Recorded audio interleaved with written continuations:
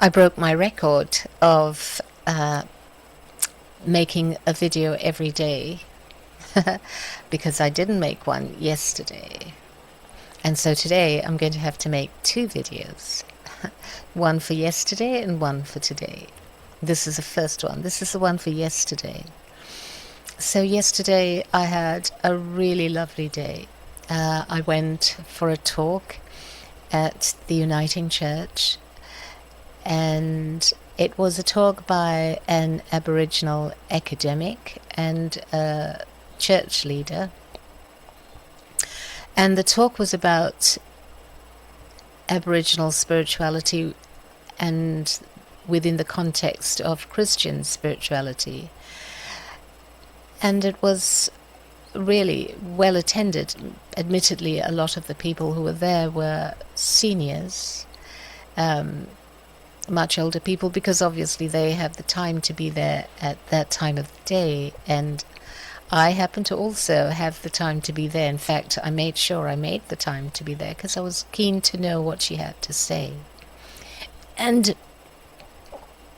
I was also happy to be, excuse me, with my friends Kathy and Wayne. Kathy had just celebrated her 80th birthday on Sunday. No, the celebration was on Saturday. I think I did mention that in a previous video. And so I was looking forward to seeing Kathy and Wayne as well. And the talk was great. It was very well. The participation was just great. People had questions and comments, as did I. My question was about how the Aboriginal spirituality, which is largely, or essentially I should say, spirituality of embodiment, that is a key characteristic of Aboriginal ways of being with each other, to be very much in the body, even with respect to what they call yarning, which is sitting together and talking. The way that is done, it's very much about being as an embodied presence with each other and being very much a part of the world. And so, in contrast, Western spirituality tends to be theoretical and abstract. And so my question was whether she felt that the Aboriginal spirituality was not being adequately accommodated or actually used, celebrated within the Christian theology and the Christian religious framework, and if so, what could be done about it. And so she responded very beautifully, and one of the things that she said was, it's good to sit in country on country, to sit with the land, because as I think we all know, almost all indigenous cultures have a very strong, very deep, very symbiotic relationship with the world, with nature. And although all of us have this relationship, I think it's fair to say that within traditional cultures, that relationship is really felt much more deeply and much more actively, and it really frames and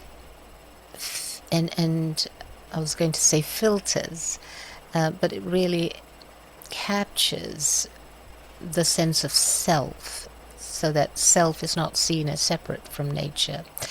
In Western thinking, and certainly in Western theology, we tend to have a very disembodied look and way of relating to ourselves and to the world. Anyway, don't want to talk too much about that, but after the talk we had a lovely chat, and the lady who was sitting next to me was such a bright, gorgeous looking woman. And it was after the talk, as we were sitting together and just having a little bit of a chit chat, that she mentioned that she was 92. And I thought, wow. And prior to that, she told me that she tends to come to the Uniting Church on a Sunday, attend the 2:30 service, that she would take the train and then the bus and then the this and then the that and make her way, because it's quite a distance from where she lives. And I was thinking to myself, when she told me that she was 92, I thought, oh my goodness, how many people who have I heard who are so much younger and who blame their age for not being able to do things, and you know, and how they blame age, or say that, you know, I can't do this, or this is why I'm feeling so tired, or, you know, because you gotta, and they'd say, you know, you gotta be realistic.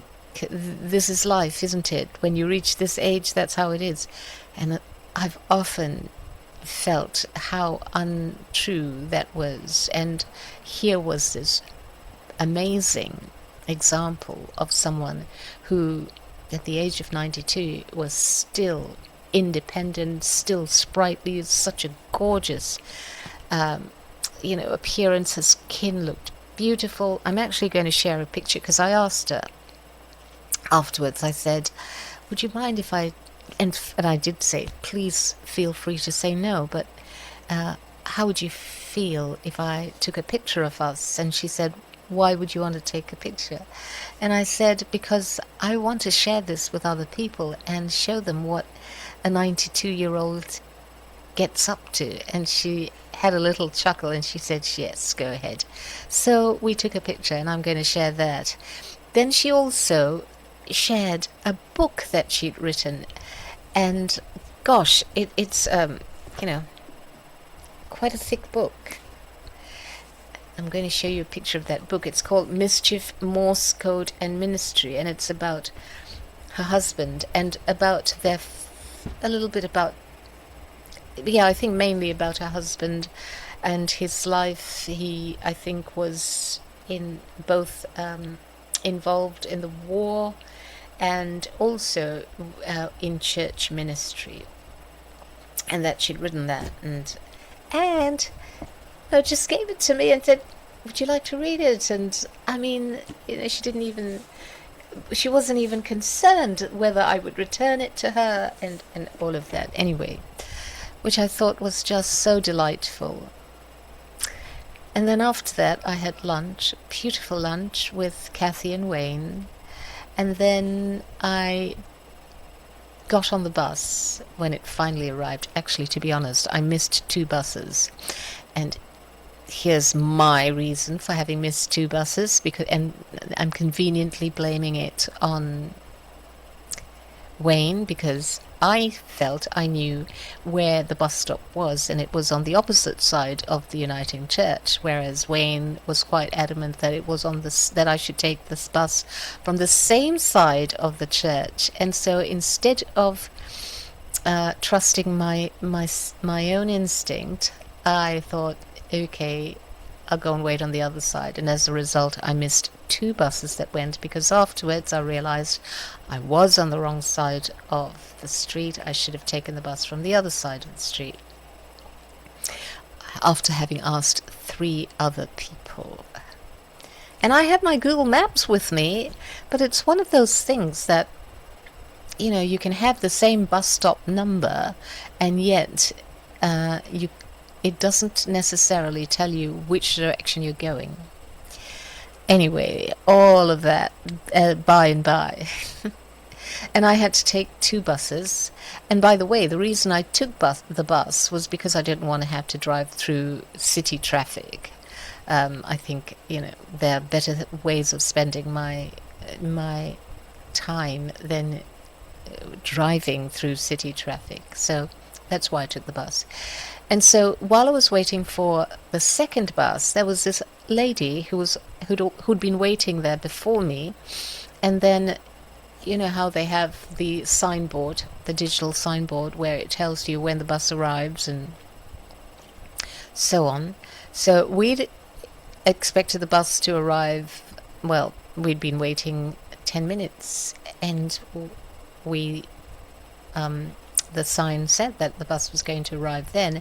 Then all of a sudden, it showed another 10 minutes. And at that point, I think the lady who'd been waiting before me, she looked at me and she had the expression of exasperation, and she said, "Oh my God, another 10 minutes." And I said, "I know, it's a bit frustrating, isn't it?" And she said, "Oh my," and so anyway, that led into such a beautiful conversation about, again, one of those many deep and meaningful conversations that I almost always find myself in. And so we talked about her daughter, who's a geologist, and her husband, her father, who was a doctor, and all kinds of, oh my goodness, the stories that came out of that. And all in the time that we were standing waiting for the bus, and then afterwards got on the bus, and before I got off, she was continuing further. Yeah, that's when she shared with me things about her family, her father, and just amazing stories. So all that happened yesterday. And then after that, I got home, did a bit of the work. I had to write a report, did that. And then it was time for my daughter to arrive and pick me up, and we went for a swim at the local pool. And wasn't that another gorgeous experience? It was beautiful. After which we went and had meal. It was Thai. We decided we'd have Thai. Although I had had a couple of pieces of salmon that I had left out to thaw, and we had that option to come back home and for me to quickly fix up dinner. But I think we were both kind of wanting to just... Yeah, I know I was wanting to save myself that bother, so we both decided we'd have dinner. And that was just so lovely. And in the course of that conversation over dinner, she told me about a work situation, and so we had a long chat about that. And that is how yesterday transpired. And by the time I got home, I really didn't want to have to be recording a video. It was after 9 o'clock in the evening, and I could have recorded a video, but I just decided, no, I'm not going to. And so here we are today. I hope I haven't bored you too much with sharing my day. But yeah, I don't know if you care to share with me, some of your day. What did you do yesterday, whether it was memorable or not? I think it's so important. I think it's great to be able to share days that are pretty mundane and uneventful, as well as days that we would consider memorable. So please do share them if you can, if you wish to. And wherever you are, I hope you have just a beautiful day or night, and that you know, your life is scattered with all kinds of wonderful events, expected and unexpected. Bye for now.